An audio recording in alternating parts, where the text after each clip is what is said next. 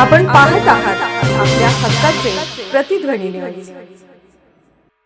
आमचे सांगोल्याचे प्रतिनिधी विकास गंगणे यांच्याशी बोलताना माननीय आमदार दीपक आबा साळुंखे पाटील म्हणाले की सुषमाताई अंधारे यांनी माझ्यावर आरोप केलेला खोटा, तुमच्याकडे काही पुरावा असेल तर दाखवा, अन्यथा न्यायालयात खेचणार असे सांगितले। सुषमा अंधारे ताई या एक सामाजिक कार्यकर्ते आहेत, ते एका पक्षाच्या मोठ्या प्रवक्त्या आहेत आणि एक जबाबदार आमच्या भगिनी आहेत। वास्तविक पाहता मी जेव्हा त्यांनी माझ्यावर केलेले आरोप ऐकले तेव्हा माझ्या मनाला वेदना झाल्या की सुषमाताई सारख्या एका आमच्या जाणकार भगिनीनं कुठल्याही प्रकारची माहिती नीट न घेता माझ्यासारख्या एका कार्यकर्त्यावर हे आरोप केलेले आहेत की माझा त्यांचा आर्थिक संबंध आहे, मी त्यांना फ्लॅट गिफ्ट दिलेलं, हे धांदात खोटं आहे। सुषमाताईंनी हे जे वक्तव्य केलेले हे धांदात खोटं आहे।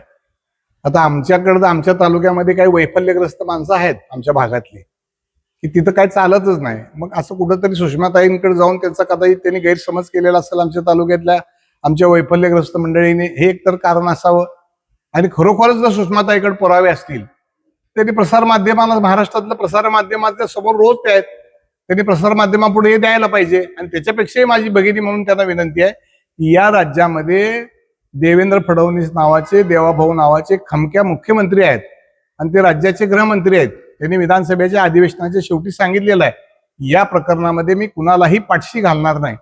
आणि त्यांना खरंच जर या प्रकरणाचा कळवळा असेल आमच्या सुषमाताईला तर त्यांच्याकडे जे पुरावे आहेत त्यांनी डायरेक्ट मुख्यमंत्र्याकडे द्यावे, मुख्यमंत्री ते तपासतील। नोटीस पाठवणार नाही, मी नोटीस वगैरे काय पाठवणार नाही, पण एक भगिनी म्हणून त्यांना मी सल्ला देईन की तुम्ही जेव्हा जेव्हा टीव्हीवर दिसता त्या वेळेला तुम्ही काहीतरी असलं कुरापते घेऊन जे येता त्यापेक्षा तुम्ही टीव्हीवर असं दिसावं की आज राज्यामध्ये गारपीट झालेली आहे, अतिवृष्टी झालेली आहे, त्यामुळे शेतकऱ्यांचं नुकसान झालेलं आहे, डाळिंबाच्या बागा उद्ध्वस्त झालेल्या आहेत, केळाच्या बागा उद्ध्वस्त झालेल्या आहेत, कांदा उद्ध्वस्त झालेला आहे, लोकांची घरं उडून गेलेली आहेत। अशा ठिकाणी बांधावर आमच्या भगिनीने कधी तर जाऊन लोकांची अश्रू पुसायचं काम करावं, असं टीव्हीवर तर कधीच बघायला मिळत नाहीत। एक भाऊ म्हणून माझा त्यांना सल्ला आहे की इतर उचापात्या करण्यापेक्षा जरा चांगल्या गोरगरिबाला मदत करायची तरी भूमिका कधी आयुष्यात ठेवावी त्यांनी। भेट झाली का? अशोक खरातांची माझी कुठल्या तरी कार्यक्रमाच्या निमित्तानं त्यांची माझी भेट 100% झालेली आहे।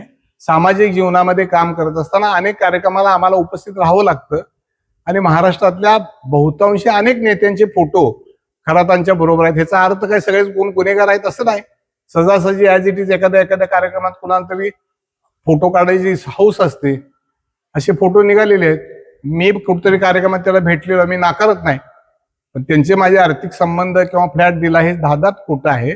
परत एकदा आमच्या ताईला माझी विनंती आहे की तुमच्याकडे काही पुरावे असतील तर तुम्ही वर्तमानपत्रामध्ये, टीव्हीच्या प्रसार माध्यमामध्ये द्या। आणि त्याच्यापेक्षा एवढा गाजावाजा करण्यापेक्षा मुख्यमंत्री आहेत त्यांच्याकडे दिलं तर ते कुणालाच पाठशी टाकत नाहीत। आपण पाहत आहात प्रतिध्वनी चॅनल। अशाच बातम्या पाहण्यासाठी आमच्या चॅनलला सबस्क्राइब करा आणि बेल आयकॉनवर क्लिक करा।